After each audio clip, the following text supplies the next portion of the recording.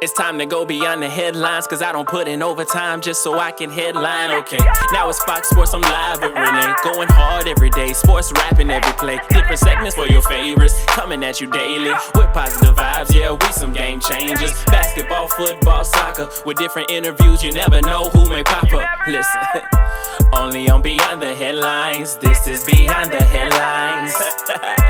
Only on Beyond the Headlines. This is Beyond the Headlines. Only on Beyond the Headlines. This is Beyond the Headlines with Renee Washington. The MLS 2020 season is underway, so joining us this week on Beyond the Headlines with Renee Washington to get into all things men's soccer, we've got the editor of SBI Soccer, Ives Galarcep. Ives, welcome to the show. Thanks for having me on, Renee. I'm thrilled to have you here because as we have been seeing the first weeks of the season underway, it's a great time, I feel like, to just kind of make some predictions, some thoughts, get your takeaways. So I'm curious to know, off the bat in the opening weeks, any teams that have surprised you, maybe with how their formation or any changes that they've made this offseason that seem to so far be playing out well or poorly. Any good or bad surprises, I guess. Well, I think we'll start with the bad. I'd say the LA Galaxy are probably one of the surprises in terms of just starting slowly. There were a lot of expectations about them coming into the season after they signed Chicharito Hernandez, the Mexican star. And through the first 2 weeks of the season, they haven't won a game, and they lost their home opener in a pretty ugly game. And I think the panic button is already being pushed in LA, and I think that's one that's going to be worth watching. And obviously in LA, you also have LAFC, who is, for me, the best team in the league. And even though they tied their second game, they still have shown through the first 2 weeks of the season the quality that they have. And I think it's pretty clear they're going to be the team to beat in 2020. Yeah, absolutely. LA on a good side and a bad side. I definitely agree with you there. LAFC has already put themselves, as that top team to beat, and teams that a team that opponents will have circled on their schedule. What about players as we get started into the season? I'm curious to know your top players that you think that fans should keep an eye on this season. Maybe someone that's been putting in a lot of work in the off season, or maybe even through a roster change or whatever, might be set up to have a better season this year than they did last year. Well, one player I think definitely that people should keep an eye out for is Pity Martinez for Atlanta United. He came into the league with a lot of fanfare. He was a big money transfer from Argentina, and he had a rough start to his time in MLS last year. And there were some questions about whether or not he'd stick around, and he got through it and finished last year strong. Like the second half of the season, he was much better, and he's come into this preseason. All signs are that he is going to have a huge year.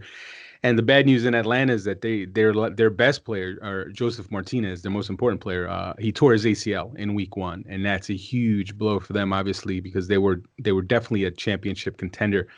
But now that he's out, it's going to be up to the other players, and especially Pity Martinez to really step up and carry the load there. So I'd say he's one to watch. And Christian Pavón with the LA Galaxy is another player. As much as everyone's talking about Chicharito, the Mexican star, Christian Pavón from Argentina he's amazing. He's amazing to watch. And even though the Galaxy are struggling, he's already shown he showed in week 1. With one of the best goals of the week, that he has that quality. So I think he's someone who's going to be fun to watch for sure this year. And Alejandro Pozuelo for Toronto FC, who showed last year helping Toronto get to the final. He's back to showing once again that he is going to be one of the top players in the league this year. Yeah, definitely, absolutely. It's always interesting to see, and it's tough to even make these or have these conversations this early in the season because so much can change. But it is always interesting to see how different moves really impact a player's ability. You talk about whether it's coming into the league and maybe needing a year to kind of get your feet under you, or maybe it's an injury and now someone has to step up, as you talk about. But it is always very interesting to see how, we can have predictions in the offseason as the draft is unfolding, as, we see different trades. And then once we get into games, kind of how each week will change and alter those predictions that we had. So as we get more into the season, of course, we're having this conversation. And by the time that the show airs, things can have changed because every day something new, something new is happening. But looking at the new teams on the block, let's start off with Inter Miami. What a way to get started into the season. Week 1, you play LAFC. Week 2 against DC United, they're now 0-2. They're 0-2 and after the first 2 weeks. But not really, not bad losses, essentially. You know, you lose 1-0 to LAFC. That's kind of a team that really tests you right off the bat in week 1, as we talk about them being a top team in the league to watch.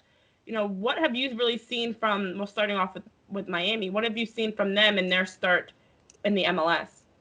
Well, even though they lost both their first 2 games, I think people have seen the quality that they have already for a first-year team. And for folks who don't follow MLS that closely, what's unique about MLS is that being an expansion team, being a first-year team, doesn't automatically mean you're going to be terrible because the resources that you have and the ability to go to the international market and get top-level players. You can have a great team in year 1. And we've seen that in recent years. LAFC had a really good team in year 1. Atlanta United had a really good team in year 1. And I think Miami will be a team similar to that because we have seen terrible teams. We saw that last year with FC Cincinnati was atrocious last year. But Miami, I think you see the quality and Rodolfo Pizarro, especially the Mexican star playmaker, he's going to be huge for them. And I was actually in DC for that game against DC, and they really dominated that game for the first 50 minutes. And at one point, they're up 2-0, and then the second goal is taken off the board by VAR, and then there's a red card. So a lot of craziness happened. So they ended up losing that game. But I think people saw in the first half that quality that they have in that team. And also, let's not forget that they can still go sign at least one more star player, and they plan to do that. I mean, it's David Beckham's team. They've got a lot of money in there. They're not going to do things on the cheap. That's for sure. They're going to be one of the expansion teams that actually spends money. So that's why I picked them to make the playoffs actually this year. And I think they could easily be a top 10 team once they get it figured out. It's going to take some time, but I think by the time we get to midseason, I think they're going to be one of the more fun teams to watch, and I think they could be one of the better teams to watch. Ooh, wow. Already got playoff predictions. I love it. As you talk about with, David Beckham being at the helm is obviously huge to have a soccer mastermind like him working behind the scenes. Rodolfo Pizarro on the field as a midfielder that's going to help them control the tempo, control the game. Who else do you think it's going to take from that team looking across the board that's going to have to really step up to help elevate this team to be able to be a playoff team as you predict? Well, I mean, obviously having Luis Robles in goal, the former New York Red Bulls goalkeeper. I mean, he's not only is he an excellent goalkeeper, as we saw in the opening week, he showed right off the bat that the quality he brings, but also his leadership, and that's a real underrated characteristic, especially when you're talking about an expansion team with a new locker room and a bunch of personalities getting thrown together. You need that leadership, and Robles is for me one of the best leaders in the league, one of the best kind of just locker room guys. So I think he's going to bring a ton to the table there. In terms of other guys on their roster, I think Nicolas Figal, the center back, he already showed he's shown early on that he could be that type of elite level defender that you need if you're going to compete in MLS. You need at least one really good center back. Obviously, ideally, you'd have 2 good ones, and I think they've shown early on that he is legit, and he is definitely someone that they're going to be able to build their defense around. So I like what they have there, and also Will Trapp in the middle, in the central midfield, one of the better midfielders, U.S. national team player, who left Columbus where he had been his entire career. So a fresh start for him, which I think he needed because he had a bit of a down year last year. But he's for me, he's an excellent player. So I think he's gonna do well there. Yeah, definitely. And I'm going to ask you the same thing about Nashville. I mean, in the West right now, also after the first 2 weeks, started off 0-2, but again, not overly discouraging losses. What's your takeaway from Nashville as they are also looking to make that transition as the new expansion team coming into the season? Well, I'd say the difference between Nashville and Miami is I think Nashville has some decent pieces in place to be competitive, and I think defensively they're right there as an above average team defensively. But I think what they're lacking is clearly in the attack, and they don't have that Rodolfo Pizarro. They don't have that superstar caliber playmaking attacking type player.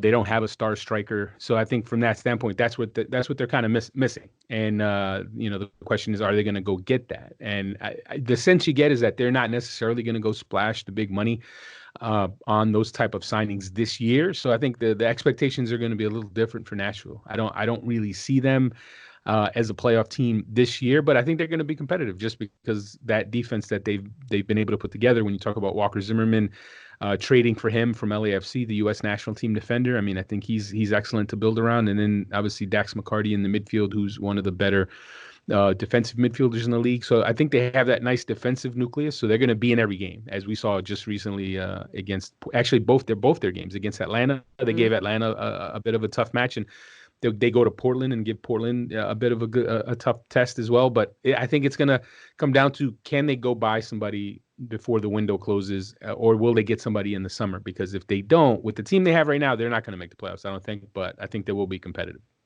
Yeah, and I mean, as you talk about with expansion teams having the ability to bring in veteran players and not having to take, start from scratch, essentially. Excuse me. You have Walker Zimmerman, you have Dax McCarty, as you mentioned, but without having that playmaking personality in the midfield or that goal-scoring striker, how else can they, aside from just making everything a shutout, and now it's kind of like hoping that you get one goal or that your defense can hold up because your offense can't do it. What's it going to take for them to then be able to be competitive, as you talk about not being maybe a playoff team per se, but still being a team that's going to be over 500, winning games, competitive, and still able to make it happen offensively without having those pieces in place if they don't go out and bring someone in? Who do you think is going to be the guy? That's a good question. I think they, I mean, again, in MLS, you can kind of squeeze by and be a team that just fights and scraps. I mean, we've seen in the past some teams that didn't necessarily have that kind of star power in their attack, and you can win games. But I just think the way MLS is going, from a competitive standpoint, it's just that much tougher now that teams spend the kind of money that they spend. I just don't honestly, I just don't see how they do it. I mean, I think they're going to be in games and they can score on set pieces. You have Walker Zimmerman who's such a set piece threat, but I don't know. I feel like they need to go get at least one. Ideally, they get two players in the summer window. Yeah, and it seems like you already have your playoff picks kind of there. I mean, I know it's only March as we're having this conversation, but we all saw how the playoff format changes last year, how incredibly they paid off, and how it elevated the excitement around the playoffs, how Seattle was basically shaking on the West Coast as they won an MLS Cup. So this year, who's your picks? I won't even say to win it all. We never know at this time of the season. But as you look across the East and the West, who do you think is really a top team that's going to be in the playoffs come the end of the season? Well, I'd say that there's kind of there's a VIP section of teams in my opinion. I think there's 5 teams that are the elite of the elite in MLS, and you start with LAFC. I think they are the standard bearer. Even though they didn't win MLS Cup last year, I think they showed through the entire season, setting a record for the most points in a season. They were the best team. They just didn't win at the end. They lost to Seattle. Seattle's a killer of a team in the playoffs. So that's why I think that's why Seattle was able to knock them off. But I'd say LAFC is number 1. Seattle's number 2, as much as they look like they have a little bit of an MLS Cup hangover to start this season. I think they still, with the quality that they have and the attacking stars they have and their ability to turn it up in the playoffs, I think they're right there. I think they're number 2. Atlanta United would have been number 3, but now with Martinez hurt, the question is, what will they do to replace him? Are they going to go spend the money? Because again, they're another team that is not afraid to spend money. Arthur Blank does not mind bringing the wallet out and spending what has to be spent. So if they can go get a quality replacement for Martinez, then they're still in that conversation as a title contender. They're still going to be a very good team, playoff team, top top 7 team, probably even without Martinez. But if they want to win another MLS Cup, they need to, for me, they need to add another piece. So I think those are the top teams. Obviously, NYCFC, even though they've lost their first 2 games, I still think they're going to be right there in that conversation. They've lost 2 games to 2 good teams on the road to start the season, but I think they're going to be also in that conversation. So I think those are the top teams. I would have put the Galaxy in there, but I'm changing my tune on that one. I think the jury's out on the Galaxy, but I'd say those 5 teams, I'd feel pretty good about the MLS Cup coming out of that group. Okay. So then, as we're looking forward to the season, what are some some schedule dates, I should say, some matchups that you're really looking forward to watching throughout the season that if fans should be looking forward to seeing as well?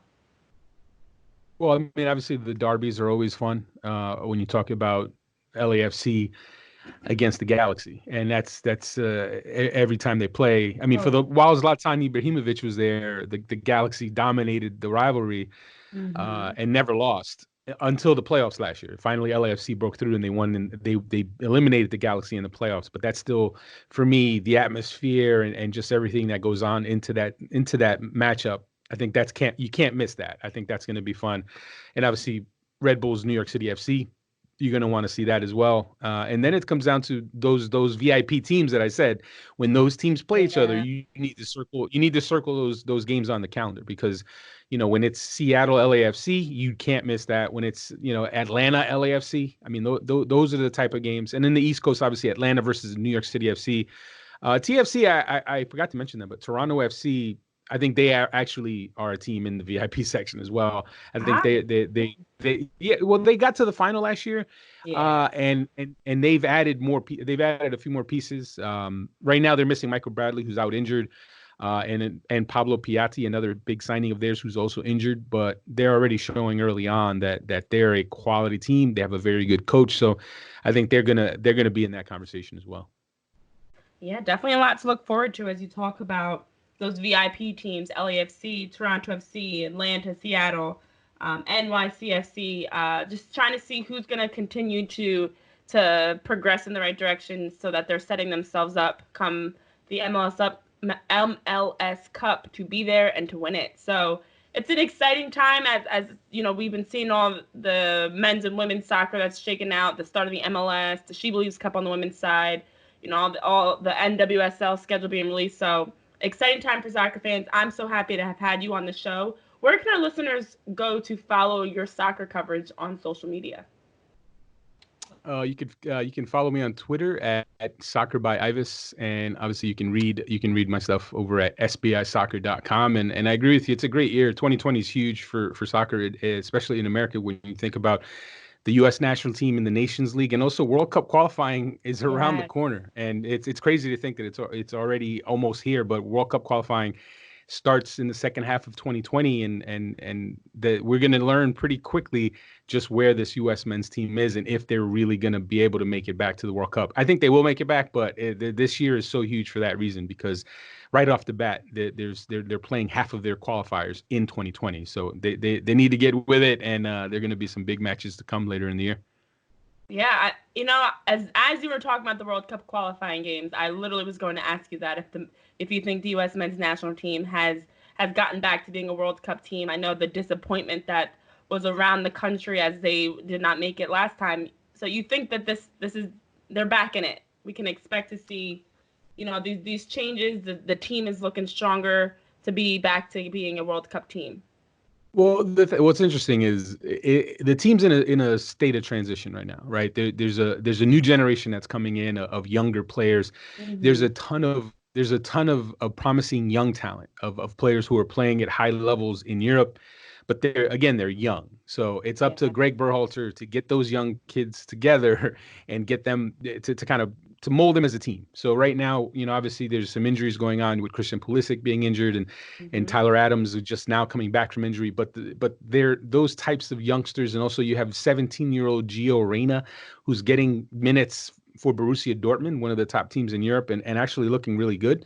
So when you have 17-year-olds, 19-year-olds, 20-year-olds, this is the future of the program, and they're already playing at a high level. So, there could still be some growing pains, and there have already been some growing pains in that transition. But that's why this 2020 is going to be huge, because Greg Berhalter's not going to have any choice but to put out a pretty young team in some huge matches later in the year. And it's going to be up to that next generation to step up and show that they're ready to carry that load.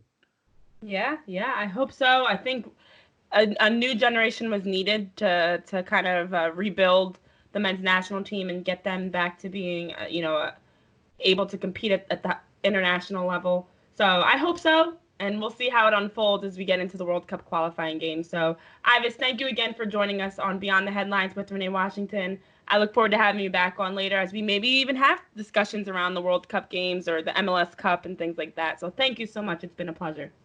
Thanks for having me on anytime.